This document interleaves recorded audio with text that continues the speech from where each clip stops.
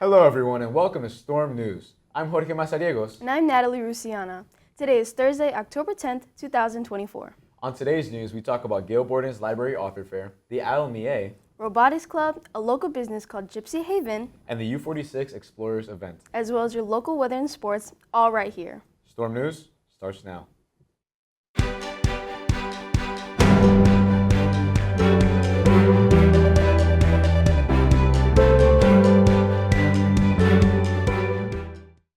Local libraries have many fun events every month. Yes, that's right, and Gail Borden Public Library is hosting an author fair. Last Sunday was Gail Borden's annual author fair. Award-winning local authors throughout the Chicagoland area and suburbs will be present at the event. They were showcasing, selling, and signing their books, all of which range between self-help books and dark fantasy adventures. Attendees can expect to interact directly with authors through book signings, Q&A sessions, and more. Senior Administrative Assistant at the library and organizer of the event says that these interactions provide a unique opportunity for readers to learn more about the author's experiences, inspirations, and the journey of bringing their books to life. The event allows students and younger audiences to gain direct insight into the creative process and to feel more connected to the authors they admire. Not only that, but a new addition to this year's event is the Children's Author Book Fair, which will be held at the same time and can be found in the Sally Lee Rooms. The main fair is held in the Meadow Community Rooms, and this event happens periodically, so don't miss out on this wonderful opportunity to support local literary talent. Wow, that sounds like such a great opportunity. Right, absolutely, and speaking of great opportunities, the ILMEA just recently passed their auditions. Stephen Salute has more on the story. Music students at South Elgin High School has been talking all about IMEA and has been working hard auditioning for it. IMEA, or Illinois Music Education Association, is a very prestigious music school and the largest fine arts education program in the state. As auditions has been challenging for such a professional music school, Alyssa Jean, a junior violist in orchestra, came up with multiple strategies to overcoming the struggles of auditioning, like tutoring. So I have a private teacher and I went to her and she gives me fingerings and stuff, but I do a lot of slow practice and practice with metronomes before I get up to speed. I like to focus on articulations and dynamics and what makes the piece as a whole, because I know that's what they're looking for in auditions. Musicians and singers all have their own different and similar experiences in overcoming the auditions, with Ivan Zambudio talking about his thoughts during and after his auditions. Take breaks, because it is a very, very stressful process, and a lot of times you can only really just hope for the best. It's important to know that auditioning, whether it's theater or music, everyone has their own strengths and weaknesses, but it's always good to practice and find out what's easier for you to achieve. For Storm News, I'm Stephen Salute. Thank you, Stephen. That's such a cool experience for our students. Incoming freshmen got the chance to take a look at things they will be able to do in high school. Just last week, District U46 held their annual Explorer event at the Now Arena in Hoffman Estates. This event is for students during the school day and is also available at night for parents of 8th graders from any of the middle schools in the district. The 8th graders are bussed in at different times throughout the school day and get to go around in groups to see all of the organizations, academies, classes, and programs that the high schools have to offer. It gives students an opportunity to see what it will really be like and learning those essential skills before they actually get to weld or work on a car or do some of the other precision manufacturing. Walking around the event, you saw everything from robotics to CityWorks and automotives to HOSA, which is a medical program at the high schools. There were so many clubs, companies, and with all 5 Manning academies in attendance, the 8th graders were able to get a really good look at opportunities they will be able to have over the next 4 years. This is such an important time for the 8th graders as we approach their time for selecting classes for their freshman year. The district also took feedback on the event and how they can make it better from this year's 8th graders through student surveys. If you are a 7th grader this year, you will just have to wait 1 more year to experience the Explorer event in 2025. Wow, well that is such a great opening of possibilities for 8th graders. Totally. Along the lines of possibilities and opportunities, the Robotics Club is making a comeback to South Elgin since COVID. Let's go to Noah Cheney for more.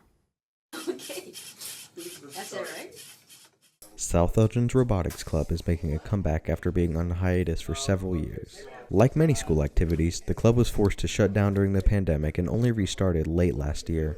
With a renewed interest from both students and staff, the 2024-25 school year marks a fresh beginning for the program. Mr. Conning, the club's sponsor, explains how the club got back on its feet after a 3-year break. It has not been running in 3 years. We started it late last year. One of the students wanted to do it, and they asked me to become a sponsor, so we started late spring of last year. With the club back up and running, students have taken on much of the responsibility themselves. The robotics team is not about just building machines, but also about collaboration and sharing skills. Whether it's engineering, coding, or problem solving, students work together to learn from each other and grow as a team. Mr. Conning says that this student-led approach is what makes the club unique. The students are pretty much self-sufficient, and they like to work with each other. So if someone knows how to build a robot but doesn't know how to do code, they help each other out. It's like amazing watching them go together. As the club continues to grow, the team is setting its sights on upcoming competitions, hoping to showcase both their robots and their teamwork on a bigger stage. With dedicated students and support from staff like Mr. Conning, the Robotics Club is not just rebuilding, but thriving and aiming for a stronger future in STEM. Staying connected for Storm News, I'm Noah Cheney. Wow, well, that's pretty awesome. I wish them the best of luck. Yes, me too. Hey, do you know what the weather's going to be like this week? I personally do not, but Kai Skordas has more on this week's weather. Kai? Thank you. Yesterday was a high of 72 and a low of 44 with sun all day. Today is a high of 73 and a low of 48 with sun again. Tomorrow is a high of 79 and a low of 51 with partial clouds. Make sure to go out and enjoy this nice weather during this 4-day weekend. Back to you guys. Thank you, Kai. Well, Samantha Drew has more on this week's sports announcements. Sam? Thanks, guys. Friday we played a football game against Streamwood and we won. Our football team is competing again against Bartlett High School today and tomorrow. Boys soccer and girls tennis will be competing as well. Friday, the boys and girls cross country will be playing. Good job, everyone. For more information, go to 8 to 18. Back to you guys. Thank you, Sam. Just like our local sports, a local place called Gypsy Haven has just recently hit their 10-year anniversary. Wow, what an accomplishment. Let's go to Tim Addison for more. Located on West River Street, the Gypsy Haven, a local business selling herbs and other religious items of paganism, has stood the test of time for around 10 years. However, starting a local business can be pretty hard, since it isn't all about just selling items and goods. There are other unseen problems facing small businesses that we don't get to see. The U.S. Chamber claims that one of the major challenges facing small businesses is high interest rates, inflation, and access to credit.